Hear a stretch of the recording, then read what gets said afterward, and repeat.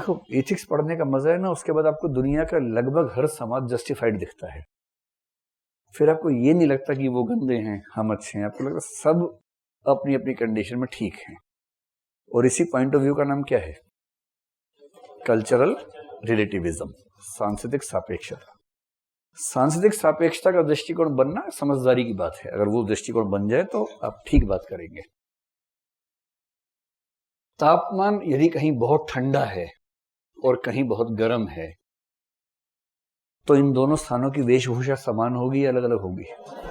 अलग अलग होगी। तो ठंडे तापमान में लोग ऐसे कपड़े पहनेंगे, स्पेस ट्रेवलर जैसे दिखेंगे, अंतरिक्ष यात्री दिखेंगे, सीधी सी बात है। और जहां गर्म है वहां लोग खुला कपड़ा पहनेंगे। जैसे भारत में जो जलवायु है बहुत ठंडी नहीं है, कुछ हिस्सा छोड़ दें अगर। दक्षिण भारत में देखिए, वहां हर आदमी धोती ही पहनता है, लुंगी, वो भी उल्टी कर लेते हैं आधी। उसकी बड़ी सिंपल सी वजह, इतनी गर्मी है, इतनी उमस है कि वहां टाइट कपड़े पहनने से पसीना बहुत ज्यादा आएगा, बेचैनी होगी। क्यों ऐसे टाइट कपड़े पहनेंगे भाई? लूज कपड़े पहनेंगे। तो जहां जहां गर्मी ज्यादा है, उमस ज्यादा है, वहां कपड़े लूज होने चाहिए, सीधी सी बात है। जहां सर्दी ज्यादा है वहां कपड़े टाइट होने चाहिए, भारी भरकम होने चाहिए। उसी प्रकार से ठंडे प्रदेश में शराब का सेवन करना एक बहुत सामान्य बात है, क्योंकि शराब जैसे ब्रांडी है, शरीर को गर्म करती है, सर्दी के प्रकोप को कम कर देती है। आप लोगों ने बचपन में ब्रांडी का सेवन तो किया ही होगा। आप में से अधिकांश लोग बचपन के शराबी हैं, उसके बाद तो नहीं पी होगी, लेकिन बचपन में जरूर पी होगी एक दो बार। बाद में पी है? ब्रांडी पी है? कैसी लगती है? खांसी की दवाई, हाँ उसमें भी तो नशा होता है, ठीक ठाक होता है। लोग नाम पे जाते हैं, लोग कहते हैं बियर मत पियो, खराब होती है।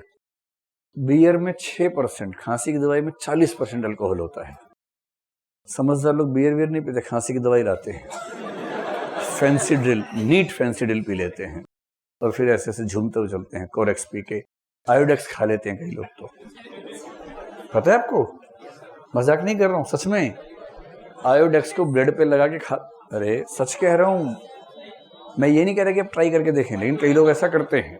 उनको उसमें हाँ वाइटनर है, उसको यूज करते हैं। अल्कोहल चाहिए किसी न किसी रूप में मिल जाता है। लेकिन किसी गर्म प्रदेश में, जैसे भारत की जलवायु में, शराब पीना बेसिकली एक मूर्खता है, क्योंकि भारत की जलवायु हमें मजबूर नहीं करती कि हम उस चीज का सेवन करें।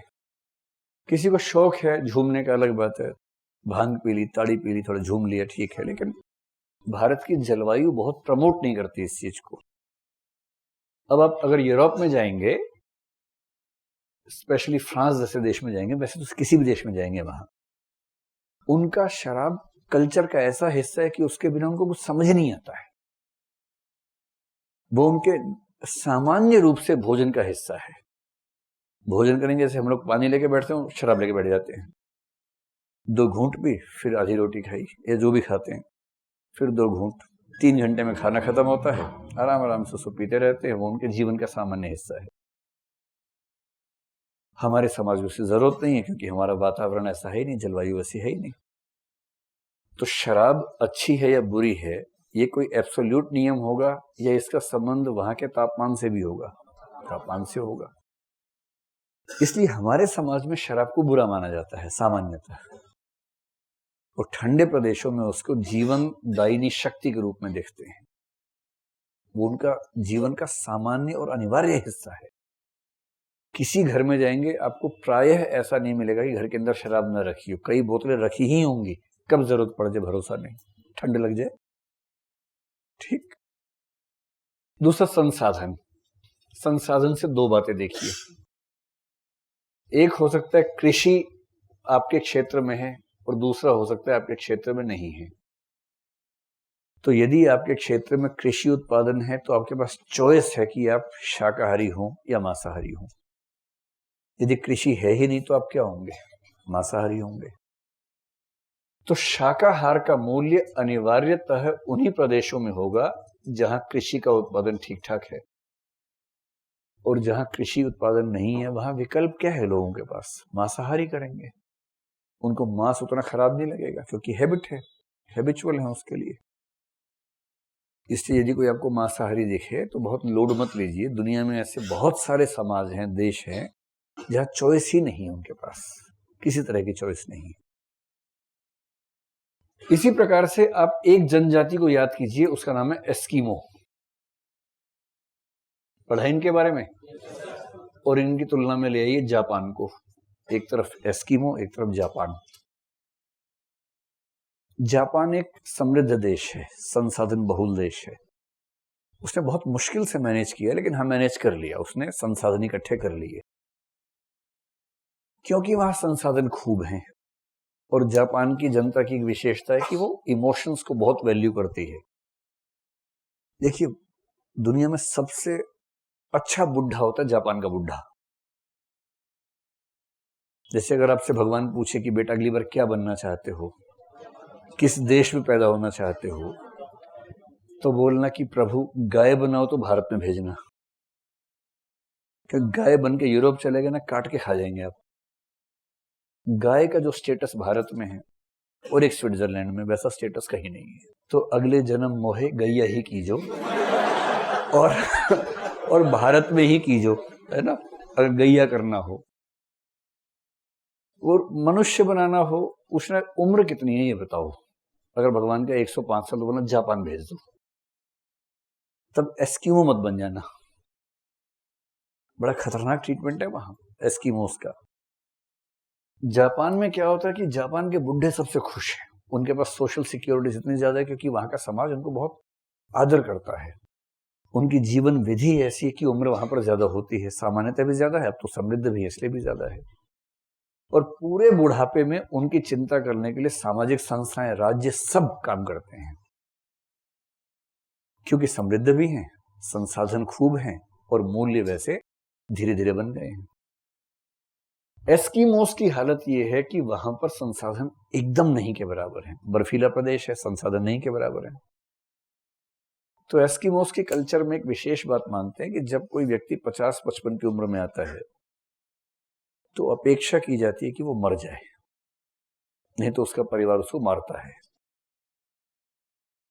और क्योंकि पता है कि इसके जिंदा रहने में निहित है कि घर में जो छोटा बच्चा पैदा हुआ है वो नहीं जी पाएगा, इसलिए वहां लोग बचपन से ये मूल्य सीख के बड़े होते हैं कि 50-50 की उम्र में मर जाना है।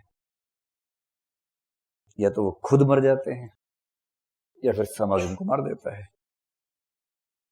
अब आप कहें कि एस्किमो बहुत गंदे लोग होते हैं, अपने पापा को कोई मारता है क्या? कैसे गंदे लोग होते हैं? तो उसके लिए उस समाज में रह के देखिए कुछ साल, तब समझ में आएगा।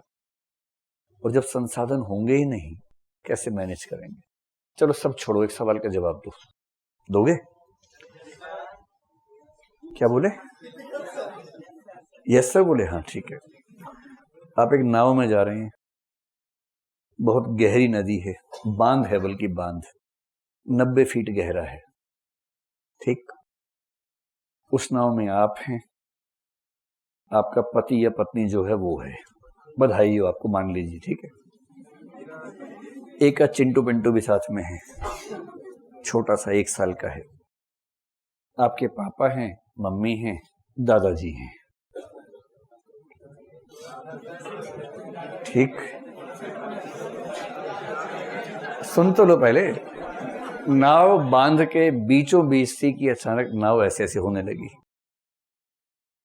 एक व्यक्ति नाव चला रहा है और नाव चलानी केवल उसको आती है, और वो ना हो तो केवल आप थोड़ा बहुत मैनेज कर सकते हैं, पूरा तो नहीं लेकिन थोड़ा बहुत मैनेज कर सकते हैं।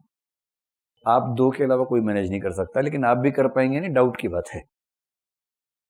उस व्यक्ति ने कहा देखिए खतरा है, 2 ही विकल्प हैं, या तो हम सारे डूब जाएं, उस केस में मैं तो बच ही जाऊंगा, मुझे तैरना आता है ठीक से, मैं अभ्यस्त हूं। अगर आपको तैरना आता है तो भी आप नहीं बच पाएंगे, ये इतना आसान नहीं है, नॉर्मल तैराक यहाँ नहीं बच पाते हैं। एक और विकल्प है कि एक अगर आप में से कूद जाए तो बाकी बच जाएंगे, ठीक है। तो अब आपको ये बताना है कि उस स्थिति में फैसला आपको करना है। सबने आपको कहा कि बेटा जो तुम कहोगे वो फाइनल है, अब आपको फैसला करना है। मैं 5-6 नाम बोलूंगा, आप बताएं किसको आप निवेदन करेंगे कूदने के लिए या धक्का देंगे, जो भी करेंगे। नंबर 1, छोटा बच्चा 1 साल वाला। जोर से बोलो, हाँ या ना। नहीं, ठीक है। और आपका जो स्पाउस है, पति या पत्नी है, वो डिपेंड करेगा कंडीशंस पे। चलिए अभी मान लेते हैं कि नया नया प्रेम विवाह भी आपका हुआ है, सब ठीक चल रहा है अभी, ठीक है। आप खुद तो नहीं कूदेंगे, सीधी सी बात है, क्योंकि आप बचा सकते हैं सबको। आपके पापा हैं, मम्मी हैं और दादा हैं। कौन जाएगा बताइए? दादाजी से कितनी खुश होकर बोल रही है, दादाजी को फेंक दूंगी। नफरत है क्या दादाजी से आपको? चले गए, अच्छा। फिर इससे दबाव है ही नहीं कि पहले जा चुके हैं, तो डर किस बात का है? आप में से कितने लोग ऐसी स्थिति में दादाजी को ही निवेदन करेंगे, धक्का देंगे? हाथ खड़ा कर ले, हाथ खड़ा करो, शर्माओ मत। करीब 10 से 12 लोग हैं। कितने लोग दादाजी के अलावा किसी और को फेंकेंगे? हाथ खड़ा करें। इसमें करीब 10 लोग हैं। किसको फेंकोगे भाई? टी शर्ट वाले बच्चा बताए, हाँ जोर से बोलो। पत्नी को फेंकोगे? और कौन से 7-8 लोग? हाँ, किसको? बच्चे को। बच्चा फिर हो जाएगा तो दादाजी भी फिर हो जाएंगे, क्या दिक्कत है? आत्मा कहाँ मरती है? आत्मा कहाँ मरती है? हाँ, विवाह भी फिर से हो जाएगा, सही बात है। लेकिन पापा की शादी भी फिर से हो सकती है। हाँ, कोशिश कर सकते हैं। ये ट्राई करोगे? ये नहीं करोगे? अच्छा। चलिए, लेकिन 10 ने कहा दादा को फेंकेंगे, 10 ने कहा किसी और को फेंकेंगे, बाकी लोग चुप काहे हैं? तो ये मानते हुए मैं सिर्फ ये समझाना चाह रहा हूं कि मौका पड़ेगा सब एस्कीमो बन जाएंगे। एस्कीमो बुरे नहीं होते हैं। स्थिति आएगी सब एस्कीमो ही हो जाएंगे। स्थितियों का खेल है कुल मिला के। तो ईमानदारी से बताइए, आप में से कितने लोग दादा को फेंकेंगे? हाथ खड़ा कर ले। अगर एक को फेंकना जरूरी है तो हाथ खड़ा करें। तो ये संख्या अब ठीक ठाक हो गई है। अभी भी कई लोग की आत्मा गवाही नहीं दे रही कि कैसे किसी को मार दूं मैं। यही तो इथिक्स के सवाल होते हैं। क्या करें? तो संकट आने पे हम सबके अंदर का एस्कीमो जाग जाएगा, है ना? फिर वो कल्चर का हिस्सा हो जाता है।